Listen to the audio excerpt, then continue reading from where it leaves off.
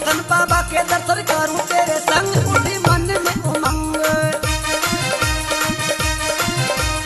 चली चली देवर परिक्रमा कर साथ में, भीड़ में बिछड़ जाऊं हाथ ले ले हाथ में, गिरधारी के दर्शन कर मेरे संग, उठी मन में उमंग।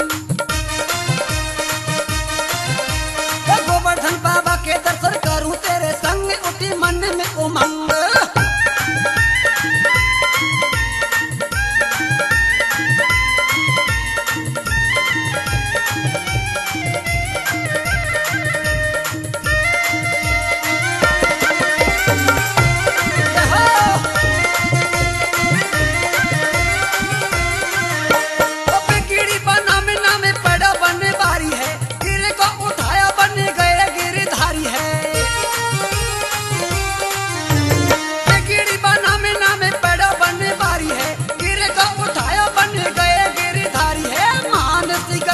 के नाम दोनों संग, उठी मन में उमंग।